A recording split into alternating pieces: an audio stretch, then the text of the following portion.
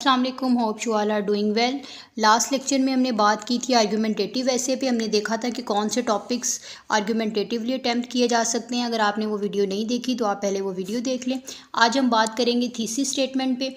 Thesis statement के दो main parts होते हैं। एक तो ये कि आपका अपना स्टांस क्या है, और दूसरा आपका जो स्टांस है या पर्सपेक्टिव है उसकी आप रीज़न भी देते हो। ठीक है, कुछ स्टूडेंट्स क्या करते हैं, जस्ट अपना स्टांस दे देते हैं और आगे उसकी रीज़न या आर्गूमेंट नहीं देते हैं।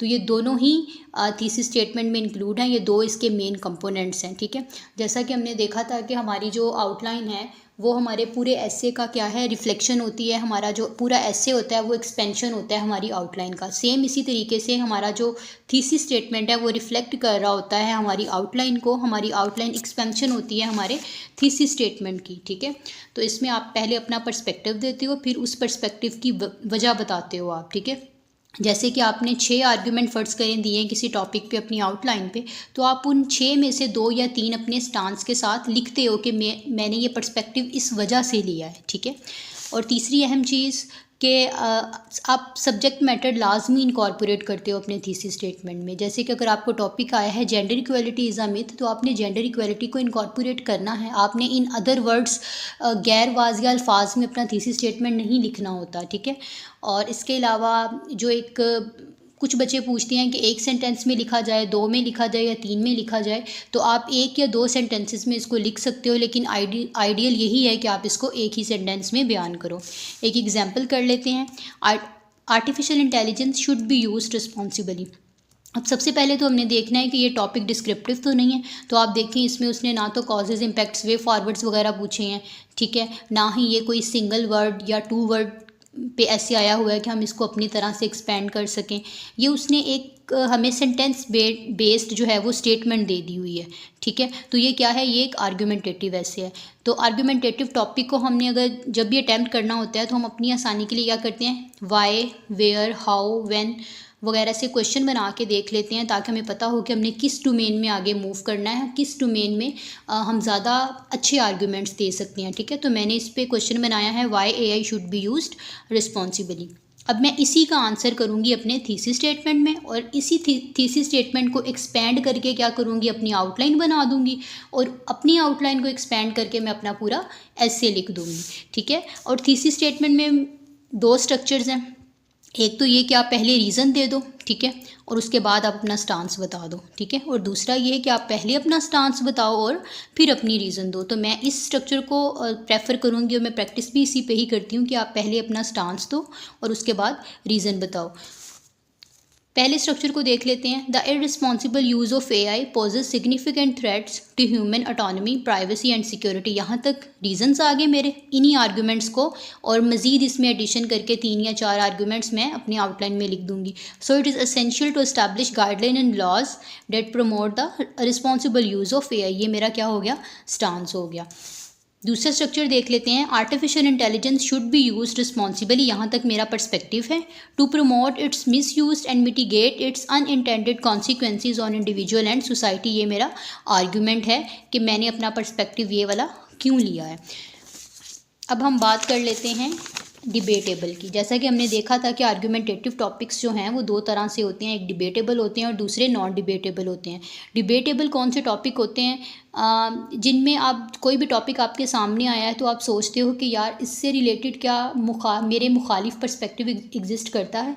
जैसे अगर आ जाता है ग्लोबल वार्मिंग मिथ और रियलिटी, तो आप कहते हो कि कुछ लोग इस चीज़ को, आपने अगर कुछ आर्टिकल्स वगैरह पढ़े हों तो कुछ लोग ग्लोबल वार्मिंग को मिथ कहते हैं। ठीक है, आल्दो जो ग्लोबल वार्मिंग इज़ रियलिटी इस पे ज़्यादा आर्गूमेंट्स पाए जाते हैं, लेकिन वो पर्सपेक्टिव तो एग्जिस्ट करता है ना। आपने उसको एक्नॉलेज करना है और बताना है एग्जामिनर को कि आपका जो रियलिटी वाला स्टांस है वो स्ट्रॉन्ग क्यों है। ठीक है, इसी तरह से अगर आ जाता है gender equality is a myth, तो इसमें भी कुछ लोग कहते हैं कि यस जेंडर इक्वलिटी मिथ है, क्योंकि आज भी वुमेन की जो स्पेशली डेवलपिंग कंट्रीज़ में उनकी जो कंडीशन है वो बड़ी सप्रेस्ड है। ठीक है, उन बड़े हकूक़ उनके जो हैं वो वायलेट हो रहे हैं। तो इस तरह से आपने बताना है कि जेंडर इक्वलिटी मिथ क्यों है या रियलिटी क्यों है, लेकिन अपने जो आपके अगेंस्ट पर्सपेक्टिव है उसको भी आपने लाजमी लिखना होता है।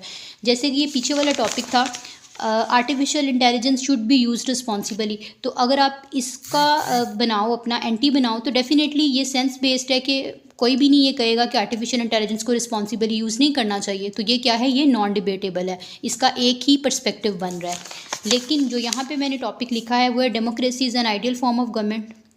तो ये आपको पता है कि कुछ लोग कहते हैं कि नहीं, democracy ideal form of government नहीं है। वो कहते हैं कि इसमें कुछ लिमिटेशंस हैं, ठीक है।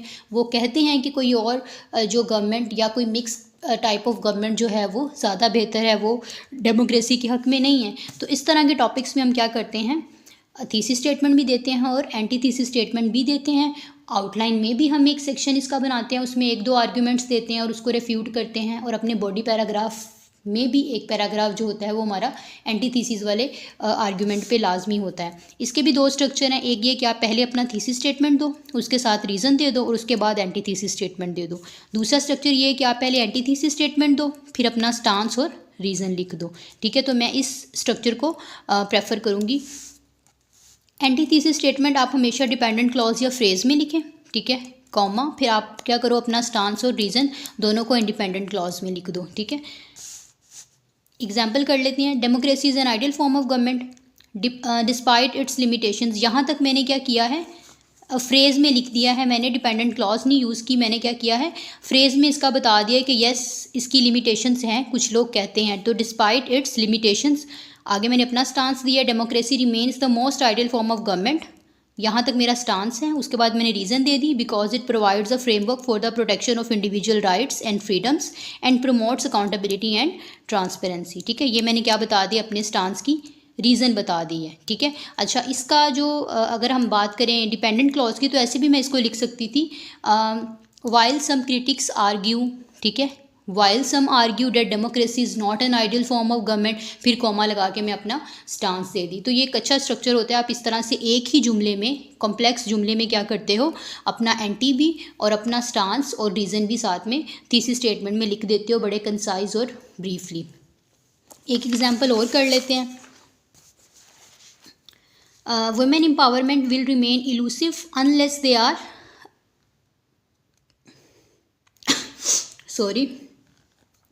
दे आर टॉट IT। अच्छा, अब सबसे पहले तो आपने देखा कि ये टॉपिक जो है वो डिस्क्रिप्टिव नहीं है, ठीक है। उसके बाद आप देखोगे इस पे अगर क्वेश्चन बनाएं, how women empowerment will remain elusive unless they are taught IT, ठीक है। Why women empowerment will remain elusive unless they are taught IT। आप किसी भी तरह से अपने क्वेश्चन को बना के उस पर अपना थीसिस स्टेटमेंट जो है वो लिख सकते हो। ये क्वेश्चन बनाना आपकी अपनी आसानी के लिए होता है कि आपको समझ आ जाती है कि आपने किस डायरेक्शन में मूव करना है। अच्छा, इस पे अब आपने देखना है कि ये डिबेटेबल है कि नॉन डिबेटेबल है। अच्छा, अब कुछ लोग कहेंगे जैसे कि डेवलपिंग कंट्रीज़ में इकनॉमिक अपॉर्चुनिटीज़ और ये तालीम से रिलेटेड और पॉलिटिकल जो हमारे पास डिसएम्पावरमेंट है, वो सारी चीज़ें एग्जिस्ट करती हैं। तो कुछ लोग कहेंगे कि भाई जो IT है वो इतनी इंपॉर्टेंट नहीं है, आप पहले उनको इकनॉमिक अपॉर्चुनिटीज़ दें, उनकी एजुकेशन पे काम करें, उनकी हेल्थ पे काम करें, उनको पॉलिटिकल जो है उनको पॉलिटिकल रिप्रेजेंटेशन दें। तो ये आर्गुमेंट एग्जिस्ट कर सकता है। तो हमने इसको किस तरह से लेके चलना है, डिबेटेबल में। तो पहले अपना थीसिस स्टेटमेंट देख लेते हैं। Although access to education, economic and political opportunities place significant hold. अब ऑल्दो से लेके यहाँ तक मैंने क्या किया है, अपना एंटी थीसिस स्टेटमेंट जो है ना वो बता दिया है कि भाई मेरे जो अगेंस्ट पर्सपेक्टिव एग्जिस्ट करता है ना, वो ये कहता है कि भाई जो एक्सेस टू एजुकेशन दो, उनको इकनॉमिक अपॉर्चुनिटीज़ दो, उनको पॉलिटिकल अपॉर्चुनिटीज़ दो, इसकी ज़्यादा अहमियत है, ठीक है। लेकिन मैं उसके बाद अपना स्टांस दूंगी कि भाई टेक्नोलॉजिकल एजुकेशन जो है ना, उसके बगैर आपकी जो एम्पावरमेंट है ना वो इलूसिव ही रहेगी। क्यों? क्योंकि मैं उसकी रीज़न बता दूंगी कि भाई जो आज का दौर है वो क्या है, टेक्नोलॉजिकल एरा है, ठीक है। और आने वाले वक्त में भी टेक्नोलॉजिकल रेवोल्यूशन मज़ीद बढ़ रही है। तो इसलिए मेरे पास जो आर्गूमेंट थे वो इससे रिलेटेड थे, तो मैंने इस पर स्टांस ले लिया। अगर आपके पास जो आर्गुमेंट्स हैं वो इनसे रिलेटेड ज़्यादा स्ट्रॉन्ग है तो आप इस पे भी ले सकते हो। ये फिक्स नहीं है कि अगर मैंने इस पे लिया है तो आपने भी इसी पे ही लेना है। जैसे वो gender equality is a myth है, तो कुछ लोग मिथ को ही प्रूव कराएंगे, उनका ऐसे करेक्ट हो जाएगा। कुछ लोग रियलिटी को प्रूव कराएंगे, वो भी पास हो जाएंगे। तो ये मायने नहीं रखता कि आपने जो स्टांस लिया है वो सही है या गलत है। आपने उसको प्रूव किया है आर्गुमेंट्स के साथ, आपने उसको प्रूव किया है एविडेंसेस के साथ, तो आप पास हो। ठीक है, तो इसी तरह से मैंने जो अपना स्टांस लिया है वो मैंने टेक्नोलॉजिकल एजुकेशन पे ले लिया है। ठीक है, जैसा कि हमने स्ट्रक्चर में देखा था कि हम क्या करते हैं, डिपेंडेंट क्लॉज में अपना जो हमारा अगेंस्ट पर्सपेक्टिव है हम वो लिख देते हैं, उसके बाद कॉमा लगाए, क्योंकि आपको पता है डिपेंडेंट क्लॉज के बाद अगर आपने इंडिपेंडेंट क्लॉज शुरू करनी है तो पहले कॉमा लगेगा। Technological education has emerged as a corner store for women's empowerment in this rapidly innovative era providing opportunities. अब मैंने यहाँ से अपनी रीज़न दे दी है। ठीक है, टेक्नोलॉजिकल से लेके एरा तक मेरा स्टांस है। ठीक है, उसके बाद मैंने क्या किया, अपनी रीज़न दे दिया। Providing opportunities for entrepreneurship, accessing online resources and raising voices through digital platforms. अच्छा, ये जो मैंने कॉमा लगाया है यहाँ पे, ये मैंने क्या किया है, कंट्रैक्टेड एडजेक्टिव क्लॉज यूज़ की है। अगर आपने इसकी वीडियो नहीं देखी तो आप देख लें। ये आपका जो जुमला, एक बड़ा जुमला है, लंबा जुमला है, उसको आप शॉर्ट करके कंसाइसली ब्रीफली लिख सकते हो। तो ये कॉमा लगाने का मकसद ये नहीं था कि मैंने इसको इस पार्ट से अलहदा कर दिया, ये सिर्फ इसलिए कि मैंने जुमला ज़रा ज़्यादा लंबा हो रहा था, तो मैंने क्या किया, यहाँ पे कॉन्ट्रैक्टेड एडजेक्टिव क्लॉज यूज़ कर दी है। तो प्रोवाइडिंग से लेके ये प्लेटफॉर्म्स तक मेरी क्या आ जाएंगी, मेरी रीज़न आ जाएंगी या मेरे आर्ग्यूमेंट्स आ जाएंगे। अब आगे इसके आगे कंप्लीट आउटलाइन है। ये जब हम नेक्स्ट लेक्चर में आर्गुमेंटेटिव ऐसे की आउटलाइन पे बात करेंगे तो फिर इसी आउटलाइन को हम कंटिन्यू करके ये एक ही ऐसे हम कंप्लीट कर लेंगे।